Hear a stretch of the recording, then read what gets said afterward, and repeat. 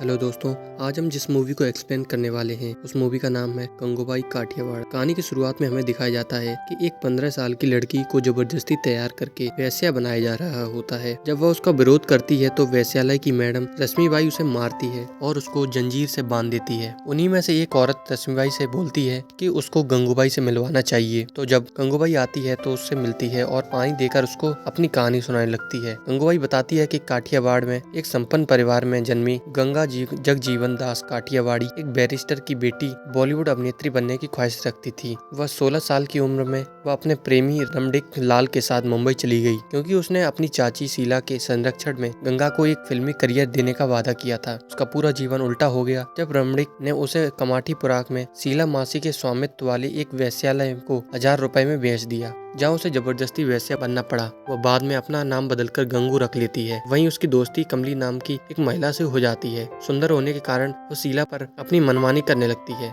एक दिन शौकत अब्बास खान नाम का एक शख्स वेश्यालय जाता है और गंगू पर हमला करता है। उसके शरीर को घायल भी कर देता है, क्योंकि गंगू ने एक बार थिएटर के बाहर एक आदमी को पीटा था जो कि उसका ही आदमी था। वह न्याय के लिए माफिया नेता रहीम लाला से मिलती है, उसको अपनी परेशानी बताती है और न्याय की मांग करती है। तो लाला अपना आदमी लगा देता है वेश्यालय के बाहर। एक दिन शौकत फिर आता है और उसे मारने लगता है। तभी लाला वहाँ आते हैं और भरे बाजार में उसको मार देते हैं। तब से लाला उसे अपनी बहन मानने लगता है। उस दिन से शीला उससे डरने लगती है और उससे कुछ नहीं कहती। एक दिन शीला की मौत हो जाती है, जिससे अब वहाँ की सारी औरतें गंगू को अपनी मैडम बनने को कहती हैं, क्योंकि एक वही है जो उनकी रक्षा कर सकती है, उनके लिए आवाज उठा सकती है। तब से वो वहाँ की मैडम बन जाती है। मधु को अपनी कहानी सुनाने के बाद वो उससे पूछती है कि वह यहाँ रहना चाहेगी या समाज द्वारा मरना चाहेगी।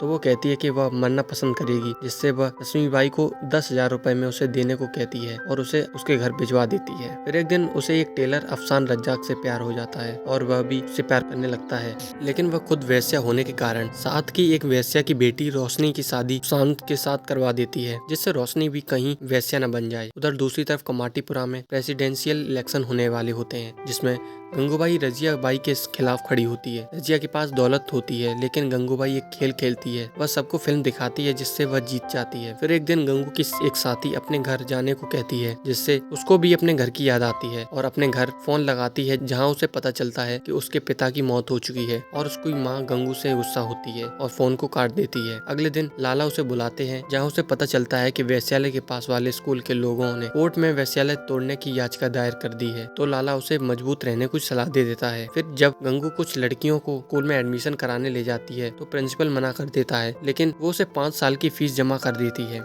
और ये सब एक जर्नलिस्ट जिसका नाम फिजी होता है वो देख रहा होता है। बाद में वो गंगूबाई के कोठे पर भी जाता है, जहाँ वो उसका इंटरव्यू लेता है, तो देखता है कि बच्चों को उनके पहले ही दिन स्कूल से बाहर निकाल दिया। जर्नलिस्ट गंगूबाई की उन बच्चों की फोटो को एक मैगजीन पर छाप देता है, जिससे वो फेमस हो जाती है। फिर एक रैली में को आमंत्रित किया जाता है, जहाँ वह दर्शकों से पूछती है कि वेश्यालय भेदभाव का लक्ष्य क्यों है। जब वे सेवाएं प्रदान करते समय भेदभाव नहीं करती हैं, वह यह भी कहती है कि वह वेश्यालयों के बच्चों को शिक्षा दिलाने और वेश्याओं को समाज में सम्मान दिलाने के लिए संघर्ष करेगी। उसके इस भाषण से वह और फेमस हो जाती है। उसके पास एक नेता उससे वोट के लिए आता है, तो वह उससे वेश्यालय को बचाने को कहती है, जिससे नेता कहता है कि या तो सुप्रीम कोर्ट या फिर प्रधानमंत्री ही बचा सकते हैं। तो वो उनसे मिलवाने की कहती है, जिससे वह मान जाता है। गंगूबाई प्रधानमंत्री जवाहरलाल नेहरू से मिलने के लिए नई दिल्ली की यात्रा की तैयारी करती है। गंगूबाई प्रधानमंत्री से वेश्यावृत्ति को लीगल करने के लिए कहती है, लेकिन वे मना कर देते हैं। चर्चा के बाद प्रधानमंत्री अंततः इस मामले पर एक समिति गठित करने के लिए सहमत हुई। वह वेश्यालय और कमाटीपुरा को खाली करने से रोकने के लिए भी सहमत थे, जबकि वेश्यावृत्ति को वैध नहीं किया गया था। गंगूबाई काठियावाड़ की बदौलत कमाटीपुरा अपने निरंतर अस्तित्व का जश्न मनाता है और कहानी यहीं खत्म हो जाती है। अगर आपको अच्छी लगी तो चैनल को जरूर सब्सक्राइब करें। धन्यवाद।